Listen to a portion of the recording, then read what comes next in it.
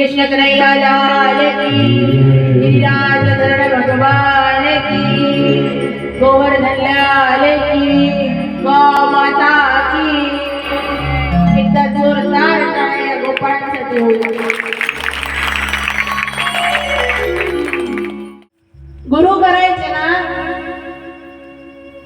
तर अगदी जसं पाणी पिताना कसं पिता पाणी, पाहून पिता, कचरा असेल तरी पिऊन घेता का, अगदी त्याचप्रमाणे पाणी पियो छान के और गुरु करो पहचान के.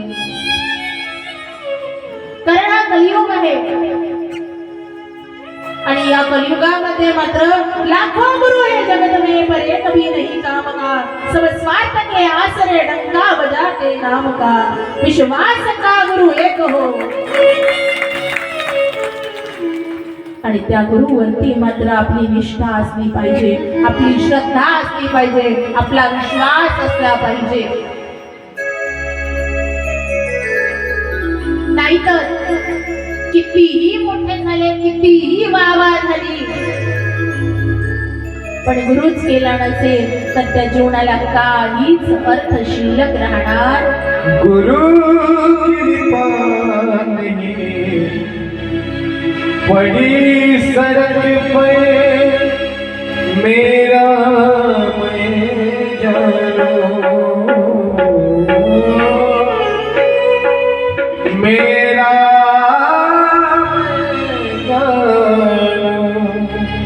बीज बोए जाती खड़क पर मेरा जानो. गुरु कृपा पड़ी सड़क पर, गुरु कृपा पड़ी सड़क पर मेरा मैं जानो, मेरा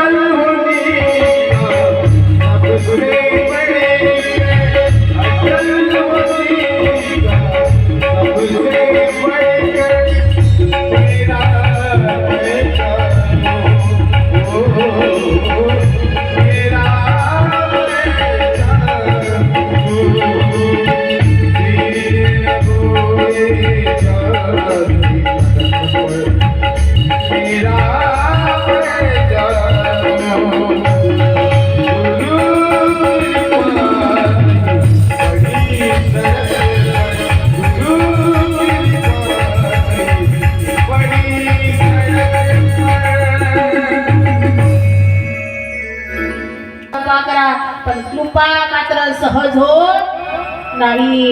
कृपा कृपा हर कोई कहे, कृपा पात्र नहीं होए, कृपा पात्र सोई जानिए जो आज्ञावर्ती होए. जो आज्ञा मानतो, मिळालेली आज्ञेचं पालन करतो, तो आज्ञावर्ती, त्याच्यावरतीच गुरूंची कृपा होते.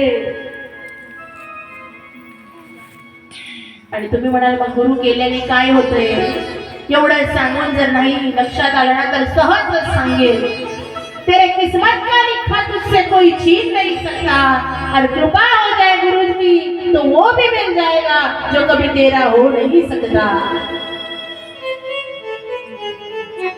तेही मिळून जाईल जर गुरुची कृपा झाली तर. गुरु कृपेशिवाय काही होत, आणि गुरुची कृपा सहज नाही, साधना पाहिजे, आराधना पाहिजे. लोकांना वाटते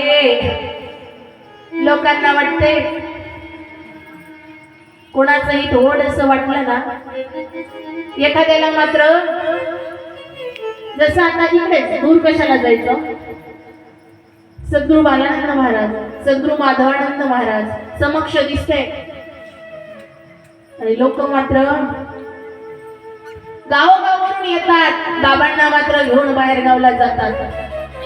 लोकांना वाटते हा हा हा हा काय आयुष्य आहे का. लोक मस्त घरपोच 4 व्हीलर पाठवते,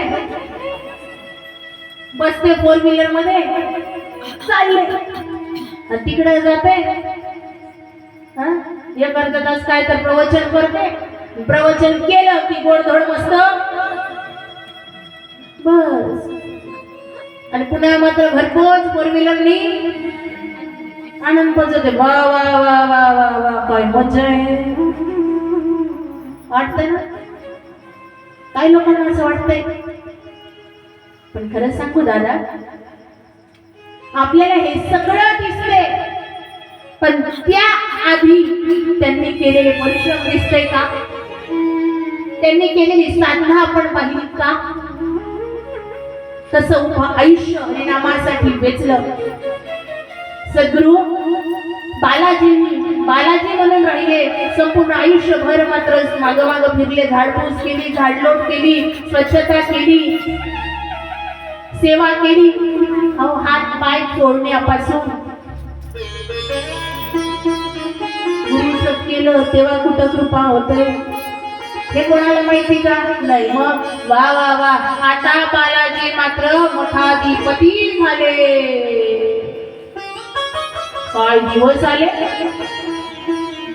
अरे हो बाबा झाले, पण इथं बसण्याच्या आधी त्यांनी किती प्रयत्न केले, किती परिश्रम केले, किती साधना केली, किती हाल केले, किती अपेक्षा केली, किती मात्र कष्ट सहन केले. हे आपण कष्ट पाहिले, आपण फक्त बोलायला तयार. काय मजा आहे. आम्हाला म्हणतात एकलकरांनी म्हणत नाही का वा वा वा काय वाजवते. बस 2 गाणे वाजवले, लोकांचं मन जिंकून घेते. पण हे 2 गाणे 2 भजन वाजवण्यासाठी मात्र या वयात जर एवढं सगळं प्राप्त होते तर आधी केलेले सहज मिळते का कोणाला काही. सहज नाही मिळत. एकतर पूर्व पुण्य असेल, पूर्व प्रारब्ध असेल, संचित असेल, आई वडिलांचं पुण्य असेल, कुळातलं पुण्य असेल, वंशाचं असेल, किंवा मग त्याचे परिश्रम असेल, सहज नाही मिळत. आणि एवढं सगळं केलं वाटते वा वा वा वा वा वा वा. लोक कोणाला नाही म्हणत या महाराजांना. काय लोकांना वाटते वा लग्न वाचच आहे, लहानचीच आहे, साडी घालून फिरते, एवढ्या लोकांना शिकवून सोडते. आणि 8 दिवस मात्र आमच्या गावात राहून पुन्हा निघून जाते. काय मजा आहे. हा हो दादा, काय नाही, जसं जे म्हणत असेल ना काय मजा आहे त्यांना सांगते. एकच सप्त्यावर माझ्यासोबत चाल, माझ्यासोबत एकदा येऊन पहा. जसं मग माझ्या आईला यायची गरज नाही राहणार, मला यादर होईल तुमचा. 1 सप्त्याला येऊन पहा, 8 दिवस आमच्यासोबत राहून का माहिती पडेल कसं असते. काही वाटत नाही. असो सांगायचं तात्पर्य, आपण देखील प्रयत्न केले तर आपल्याला देखील निश्चित जे अपेक्षा आहे ते प्राप्त करता येईल. पण निष्ठा तशी असली पाहिजे. आणि सर्वप्रथम मात्र आपले गुरु कोण, तर ज्या आईच्या उदरी घेतले. म्हणताना बाळ शाळेत जातात तर म्हणताना आई माझा गुरु, आई कल्पतरू. शिकवत जा आपल्या मुलांना काहीतरी.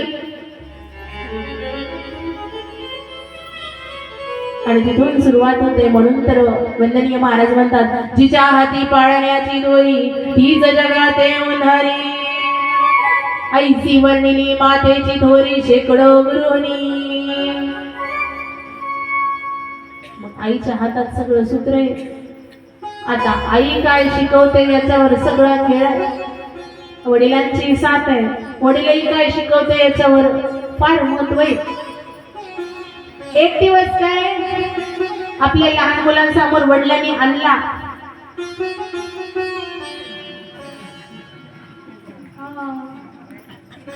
नक्की लहान मुलगा वडिलांनी फेकलेली प्लास्टिक असते ना, प्लास्टिक उचलते, खडे भरते, रेती भरते, गोलगोल फिरवते आणि तू काय करते.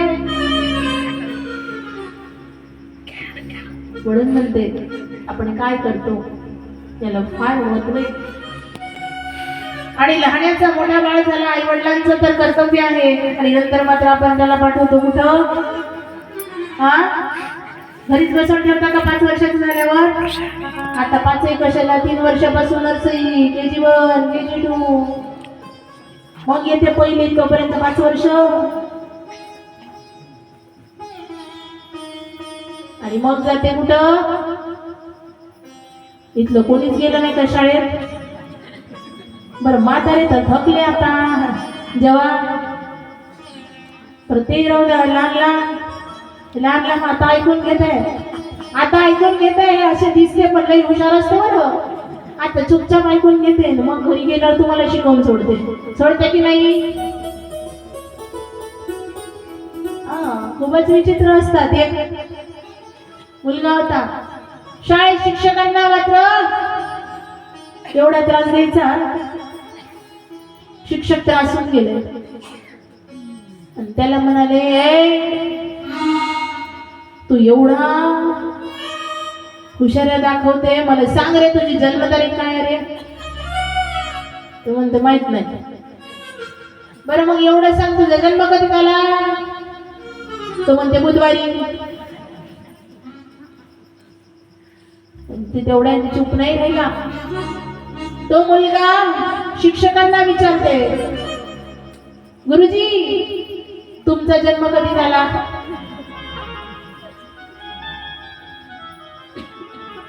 गुरुजी म्हणते रविवारी.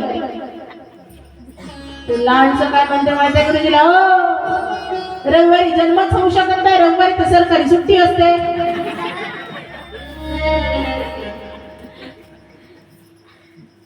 सांगा आता, हे काय लहान लहान दिसते, थोडे असते का. कुठं त्यांचा धावल याचा नियम नाही. शिक्षक म्हणाले, काही समजते की नाही. 8व्या वर्गाचा विद्यार्थी होता, तो 8व्या वर्गात आला ना. तो म्हणे नाही सर मला सगळंच समजते. मग आता पुन्हा वर्गात बसताना या त्या मुलाला त्रास द्यायचा नाही, चुपचाप बसायचं. आणि वर्गात जर का आता मस्ती केली तर बेल्ट काढी नाही, बेल्टनी मारी. तो मुलगा म्हणते, ओ सची तुम्ही बेल्ट काही काढू शकत नाही. सर म्हणते का बरं, तुमचा पॅन्ट. एवढे हुशार असतात हो, सहज नाही. हे कुठून शिकते माहित आहे, सगळ्या आजूबाजूला परिसराला पाहते कसं घडतंय, कोण कसं बोलतंय, तसेच करते.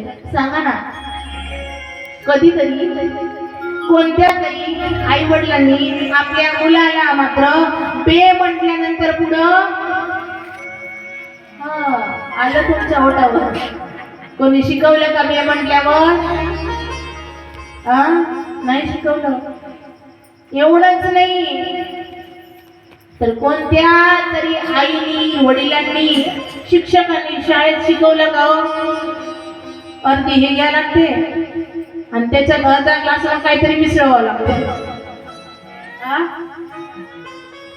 50 त्याला काय म्हणते 90. कोणी शिकवतं. एवढेच नाही तर पिक्चरचे गाणे कोणता तरी विद्यार्थी मस्त लिहून पाठ करते का? शिव्या पाठ करते का? सहज शिकून जाते, बरोबर ना? गांजर गवत कोणी टोकते का? पेरते का? आणि तसंच आहे दुर्गुण लवकर मात्र परिसरात पाहिले की शिकून घेतात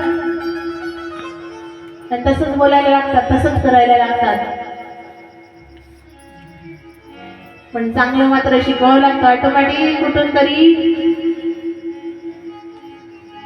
कोणीतरी सांगितलं आणि तरी मात्र चांगल्या गोष्टीला वळत नाही. कोणीतरी म्हणा करा बंग पाठ करते होय. हा शाळेचा अभ्यास कर, येऊन बसवत नाही तोपर्यंत बसत, एकच बसलं तर. म्हणून आपले मुलं लहानाचे मोठे झाले की शाळेत जातात आणि शाळेत गेल्यानंतर ही आपली जबाबदारी आहे. बरं लक्षपूर्वक बघत चला काय करतात काय नाही करत. हे लहान लहान मोठे हुशार असतात.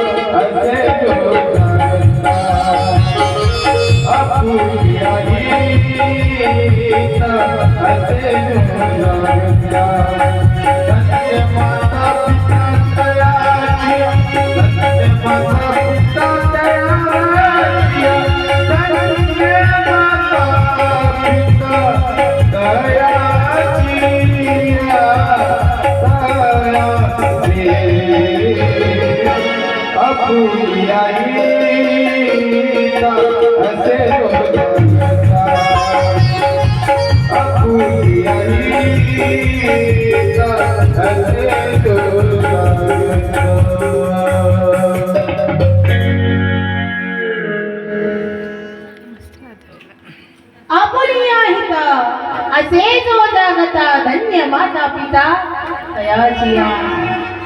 तुम्हाला वाटेल पिक्चरचं गाणं म्हटलंय काय? जगद्गुरु तुकोबरा यांचं प्रमाण आहे. कुणी कन्या पुत्र होती जे सती ग तयाचा हरी ग वाटे देवा. आपल्या हितासाठी जो जागा आहे त्याचे मायबाप आई वडील म्हणजे आणि या आपल्या हितासाठी मात्र जागे असणारे वसुदेव देवकी आपण पाहिले आणि इकडे मात्र नंद यशोदा आपण पाहतोय. बाळ लहाण्याचा मोठा झाला, नाना विविध लीला केल्या. आपण सकाळच्या सत्रात अनेक श्रवण केल्या आणि संख्या एवढी नव्हती म्हणून धावतं मात्र पुन्हा मागे जाऊन पुढे आलो.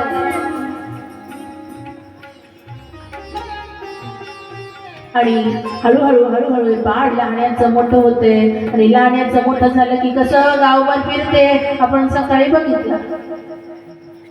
आणि मग एक दिवस मात्र घरी आपल्या एखाद्या सण असेल आणि तुमची खूप धावपळ असेल, मनामनात येऊन विचारते की नाही आपला मुलगा, आई आज काय आहे? आई म्हणा बाबू दिवाळी आहे. लगेच बाबाला जाऊन विचारते, बाबा दिवाळी कशासाठी असते? बरोबर आहे ना? लहान असेल तेव्हा, समजायला लागल्यावरचा विषय वेगळा आहे. आणि असंच झालं एक दिवस नंद बाबा मात्र एवढे धावपळ करत होते, एवढे धावपळ करत होते, सगळे गोपाळ कन्हैया सोबत तिथं होते. आणि नंद बाबाची एवढी धावपळ मात्र कशाची? आणि म्हणून कृष्ण कन्हैया लाल नंद बाबांना विचारताय, बाबा काही सण आहे का? काही उत्सव आहे का? एवढी धावपळ कशासाठी करत आहात तुम्ही? तर त्या वेळेला नंद बाबा सांगतायत, बाळ आपल्याला मात्र इंद्रयाग करायचंय, इंद्रयाग. जसं इंद्रयाग म्हटलं श्रीकृष्ण कन्हैयाला मात्र बाबांना विचारत्या, बाबा इंद्रयाग कशासाठी करायचा असतो? त्यावेळेला नंद बाबा सांगतात, बाळा दो पाऊस पडतो की नाही? पाऊस पडल्यावर मात्र पीक येतं की नाही? धनधान्य पिकते की नाही? आणि मग पिकल्यानंतर समृद्धी नांदते की नाही? कन्हैया म्हणतात, हो बाबा तसंच होतंय. मग आणि म्हणून मात्र आपल्याला इंद्रदेवाची पूजा करायची आहे, म्हणून आपण इंद्रयाग करतो आहे. बाळ विचारते, कन्हैया विचारते, बाबा पण इंद्रयाग कशासाठी हो? तर त्यावेळेला नंद बाबा म्हणतात, पाऊस पडतो की नाही? आणि हे सगळं कोण करते? इंद्र. आणि म्हणून आपल्याला पीक पिकतंय, म्हणून मात्र त्याची पूजा करायची. लगेच श्रीकृष्ण कन्हैया लाल बाबाला म्हणतात, म्हटलं ना लहान लहान काही थोडे नसतात, मोठ्या मोठ्यांना शिकवून सोडतात. कन्हैया म्हणायला लागले नंद बाबाला, बाबा इंद्रदेव पाऊस नाही पडत. मग पाऊस या गोवर्धनावरती आपल्या झाड आहे ना, मोठमोठे झाडे, आणि त्याच्यामुळे मात्र पाऊस पडतो. मग त्याच्यामुळे पाऊस पडतो, म्हणून आपल्याला पूजा इंद्राची नाही तर गोवर्धनाची करायची आहे. का? कारण मोठमोठे ढग मात्र या गोवर्धनाला अडतात, छेदतात, आणि म्हणून मात्र पाऊस पडतो. आणि हे झाडांमुळे मात्र जिथं जास्त आहे, झाडं जास्त आहे, म्हणून पाऊस तिथं जास्त पडतंय. आणि चांगल्या प्रमाणात पाऊस पडला की आपल्याला मात्र भरपूर पीक होतंय. असं नंदबाबा म्हणाले, असं आहे कन्हैया? म्हणाले, असंच मी एका कार्यक्रमामध्ये सांगितलं, एका कीर्तनात सांगितलं, झाडे लावा. हा चल शासन सांगू थकले, झाडे लावा, झाडे जगवा. आकडा पाहिला ना, एका वर्षात कोट्यवधी झाडं लावल्याचं दाखवते. झाडं लावते पण जगवते किती? लावताना जिकडे तिकडे फोटोचा फोटो, आणि 4 महिन्यांनी जाऊन पाहू त्या झाडाकडे, ते झाड इथंच लावलं होतं, ही जागा सापडत नाही.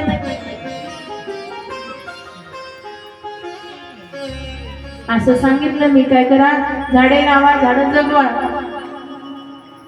आणि प्रत्येकांना सांगितलं, प्रत्येकाने मात्र एक झाड लावायचं, कारण नवीन उपक्रम शासनाने राबवला होता, एक पेड माँ के नाम. प्रत्येकांना सांगितलं, काय करा, एक झाड लावा. कोणाच्या नावाने? लावलं. मी म्हटलं झाड लावा, ते झाड हळूहळू हळूहळू मात्र लहानाचं मोठं होईल. दिवसेंदिवस ते झाड वाढेल, आणि एक दिवस लहानचं वृक्षचं झाड रोपटं लावलं ते मोठ्या वृक्षात मात्र परिवर्तित होईल. मी असं सांगितलं. आणि त्या कीर्तनात सांगितल्यानंतर त्या गावातले सगळे मंडळींनी मात्र प्रण केला, ठरवलं एक झाड आम्ही लावू. सगळ्यांनी लावलं. आणि मग मात्र ते झाड लावण्याचं काही लोकांचं मोठं व्हायला लागलं. तुम्ही म्हणाल काही लोकांचं, बाकीच्यांचं. त्यात एक व्यक्ती असे होते, त्यांनी कीर्तन मात्र लक्षपूर्वक ऐकलं, पण त्यांचं झाड काही मोठं झालं नाही. का झालं नाही तुम्ही लागले विचार करायला. आणि मग मात्र त्या गावातलं कीर्तन होऊन 6 महिने झाले. 6 महिन्यांनी पुन्हा त्या गावाच्या शेजारीच भागवत कथा होती. भागवत कथेला गेली. त्या गावातल्या लोकांना जसं माहिती पडलं, लोक कथा ऐकायला इकडल्या गावात यायला लागले. अंतर काही जास्त नव्हतं, 8-10 किलोमीटर होतं. सगळे यायचे आणि सगळे सांगत होते, ताई तुम्ही म्हटले ना झाड लावा, आम्ही झाड लावलं, आता मस्त मोठं व्हायला लागले आमचे झाड. आणि त्यात एक व्यक्ती होता, ते म्हणायला लागले, ताई झाड तर लावलं मी, पण तुम्ही म्हणाल्या होत्या ना. म्हटलं काय? मला काही आठवण नाही. काय म्हटलं होतं दादा? म्हणे तुम्ही म्हणाले ना की रोज मात्र त्या झाडाला पाणी टाकायचं, थोडं मोठं झालं की खत द्यायचं. ते झाड मात्र रोज थोडं थोडं वाढते. म्हटलं हो, म्हटलं होतं दादा मी असंच. तर म्हणे मग मी तर रोज पाणी टाकलं म्हणे झाडाला, आणि रोज जेव्हापासून झाड लावलं रोज पाणी टाकत होतो म्हणे. आणि मग मात्र त्या झाडाला उपडून पाहत होतो म्हणे किती वाढलं. पुन्हा पाहिलं की पुन्हा लावून देत होतो म्हणे. रोज पाणी टाकत होतो म्हणे, जेव्हा वेळ भेटली की काढून पाहत होतो म्हणे किती वाढलं. बाई म्हणे जेवढं लावलं ना तेवढंच म्हणे, अजून 6 महिने झाले तरी वाढेल होय अशानं झाड. वाढेल मनाने झोपले, वाढलं नाही. कोणीच नाही, मी सहज म्हणतात तिकडं पाहिलेला तिकडे. आपल्याला सवयच मोठी बेकार आहे. आपण सांगितलं नाही तर राहिलं, आपलं ठेवायचं झाकून आणि दुसऱ्याचं पाहायचं. असं सांगण्याचं तात्पर्य मी काय सांगते, तुम्ही काय समजत आहे याला फार महत्व आहे. कन्हैयाने सांगितलं बाबा झाड, आणि त्याच्यामुळे मात्र पाऊस पडते. मग आता या वर्षाला आपल्याला इंद्रयाग नाही करायचा, गोवर्धनाची पूजा करायची. बाबा म्हणाले बरं असं आहे का? हो. पण नंद बाबा म्हणाले अरे कन्हैया, गोवर्धनाची पर्वताची कुठं पूजा करत असते का? कन्हैया म्हणाले बाबा करत असते ना. तेवढ्यात होते सगळे गोपाळ कन्हैयाच्या सोबत. सगळे गोपाळ म्हणाले हो रे बाबा करत असते ना गोवर्धनाची पूजा. माहित नाही, लहान लहान नाही लागले बोलायला. का? कारण त्यांना विश्वास होता आपल्या समितीचा अध्यक्ष कोणत्या तुमच्या सदानंद दुर्गा उत्सव समितीचा नाही म्हणता मी, माखन चोर लीला संघटनेचा अध्यक्ष श्रीकृष्ण कन्हैयालाल जे करल ते मात्र सत्यच असेल. आणि नसेलही कदाचित तरी त्या गोपाळांना माहिती होतं ज्याचं खावं मीठ आणि त्याचं काम करावं,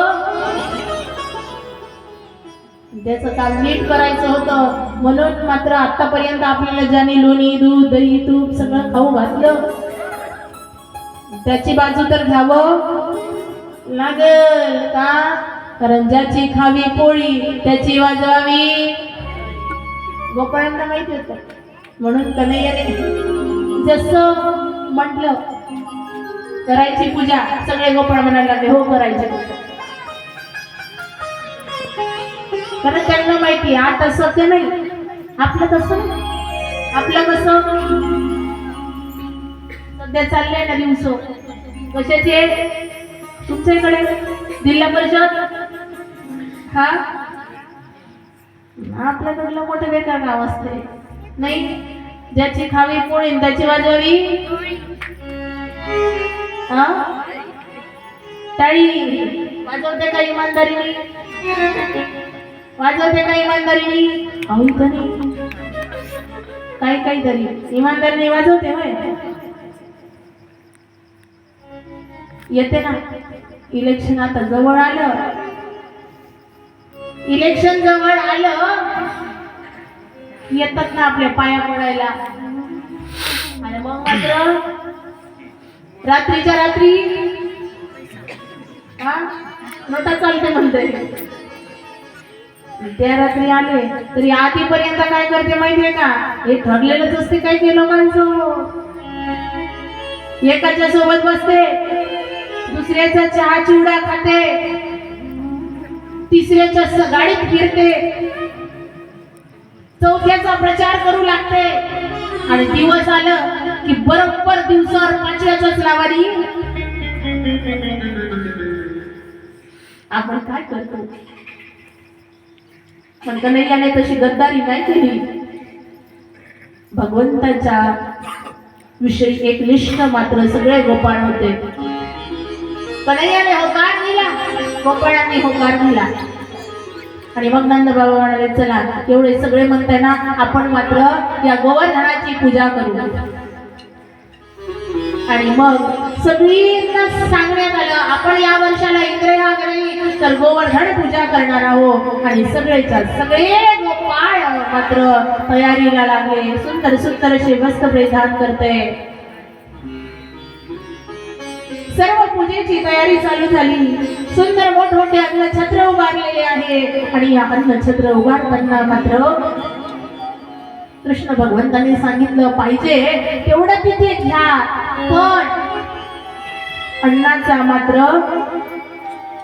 लोभ करा पण अति लोभ करू नका. शीत शीत कन्न पण या अन्नाचा वाया घालू नका कन्हैयाने सगळ्यांना सांगितलं. आणि मग मात्र सुंदर असा गोवर्धन पूजेची तयारी सुरू झाली. सगळे गोपाळ गोप सहित सुंदर असा शृंगार केला. नहीं माने मेरा बदला, नहीं माने मेरा बदला, नहीं माने मेरा बदला.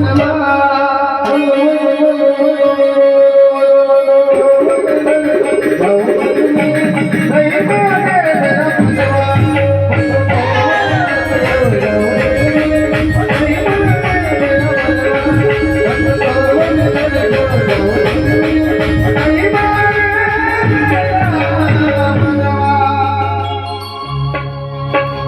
मी मात्र गोवर्धनाला जाईल नाही तर गोवर्धन बनवते.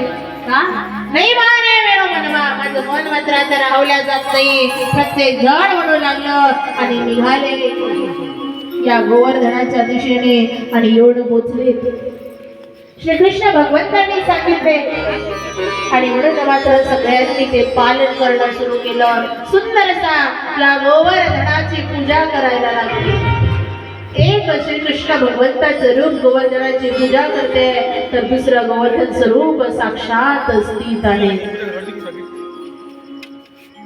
सहज नाही गंगा जलाने तर करते पण दही दूध तुपाची धार या गोवर्धनावरती सोडल्या जाते. सुंदर अशी या ठिकाणी 3 माता सांगितलेले आहे. एक जन्मदाती माता, 2 पृथ्वी माता आणि तिचाच हा भाग म्हणजे गोवर्धन त्याची पूजा केल्या जात आहे. आणि तिसरी माता कोणती? गौ माता. आणि सगळे गोपाळ सहित गोपिकांसहित गौ माता देखील सगळ्या मात्र या गोवर्धनाच्या खाली धो धो धो धो धो धो पाऊस चाललेला आहे. 1 दिवस 2 दिवस नाही 7 दिवस अखंड पाऊस चाललेला आहे. आणि श्रीकृष्ण कन्हैयाला मात्र आपल्या करंगडीवरती गोवर्धन धारण केलेलं आहे. पण तेवढ्यात गोपाळांना झाला अहंकार. आणि गोपाळांना वाटायला लागलं की हे सगळं गोवर्धन उचलला कोणी? आम्ही काठ्या लावल्यात आणि म्हणून हे सगळं घडलं असा अहंकार गोपाळांना झाला. आणि म्हणून मात्र अहंकाराचा या गोपाळांचा नाश भगवंताला करायचा होता. आणि म्हणून श्रीकृष्ण कन्हैया लाल म्हणाले माझा हात दुखतोय जरा खाली घेऊ. लगेच कन्हैयाने करंगळी खाली घ्यायला लागले. जसे जसे कन्हैया करंगळी खाली घ्यायला लागले गोवर्धन खाली यायला लागला. कन्हैया खाली खाली खाली खाली करंगळी करताय गोवर्धन खाली खाली यायला लागला. बोलिए गिरिराज धरण भगवान की. आणि या गोवर्धनाला सर्व शरण गेले कळाले की एक रूप मात्र भगवंताचे. आणि अशा प्रकारे भगवंताने गोपाळांचा अहंकार नाश केला आणि सगळ्यांना मात्र आनंद झाला. आणि सगळे गोपाळ आनंदाच्या भरात उत्सव साजरा करायला लागले आणि कन्हैया सोबत मात्र नृत्य करायला लागले.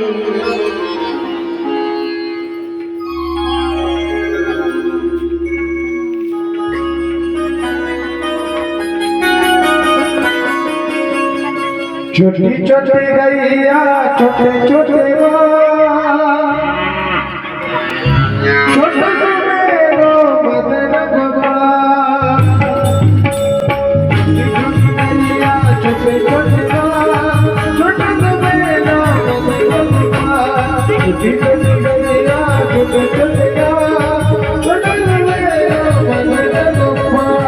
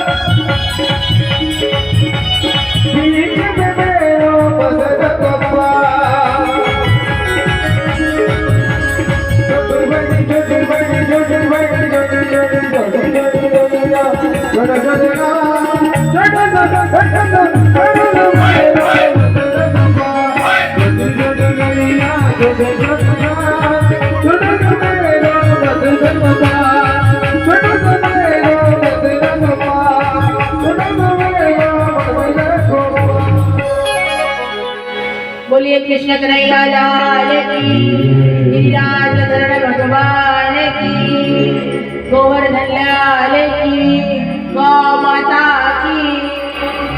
एकदा जोरदार टाळ्या गोपाळांसाठी होईल.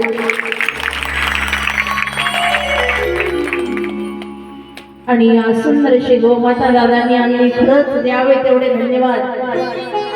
असंच या गाईचं मात्र पालन करा आणि लक्षात असू द्या, कधीही मात्र 1000-2000 रुपयासाठी गाईला कसायाच्या हातात देऊ नका. तर खरी श्रीमद भागवत कथा, कारण ही माता आहे आपली. मला सांगा ना हो, मला सांगा, आईने लहाण्याचं मोठं केलं, त्या आईचं दूध पिऊन आपण लहाण्याचं मोठं झालो. आई म्हातारी झाली, आई म्हातारी झाली, पण तुम्ही आई जर बाजीवर असेल तर तिला मात्र मारून टाकता. जो टाकतात ना त्याच्यासारखा पापी नाही, महापापी नाही, दुष्ट नाही. आपली आई म्हातारी झाली म्हणून आपण सोडून देत नाही, आई म्हातारी झाली म्हणून टाकून देत नाही. अगदी त्याचप्रमाणे ही आई आहे, गो माता आहे, तिचं दूध पिऊन लहाण्याचं मोठं झालोय. आज तिची मात्र जाण ठेवायची आहे. राब राब रबते अगदी पुत्रासारखी माया ती आपल्याला लावताय. आणि म्हणून या गाईला प्रत्येकाने मात्र सांभाळलं पाहिजे. नाही सांभाळणं झालं ना, एखाद्या गोरक्षणाला दान द्या. नाही दान द्यायला पैशाची अपेक्षाच असेल तर जे कोणी घरी पोहोचतात ना त्यांना द्या. होईल 500, 1000-2000चा नुकसान. पण सांगू, जोपर्यंत शेतकऱ्याच्या दारातली गाय तिचं संरक्षण स्वतः आपण करू शकत नाही, ती जोपर्यंत शेतकऱ्याच्या दारातली गाय कसायाच्या हातात जर जात असेल तर तोपर्यंत कधी समृद्धी त्या घरात आणणार नाही.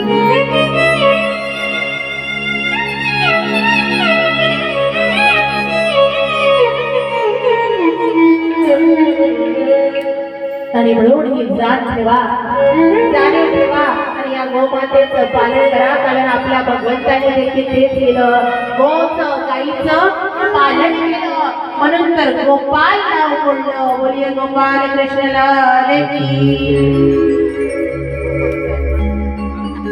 सुंदर अशी लीला भगवंतांनी शरणागतीची लीला आहे. ही लीला विचार करायला भाग पाडते की आपण कोण आहे आणि आपण कोणाला शरण गेलं पाहिजे. ही लीला म्हणजे अहंकाराचा नाश आहे. आणि पुढे अनेक लीला श्रीकृष्ण कन्हैया लालांनी केल्या.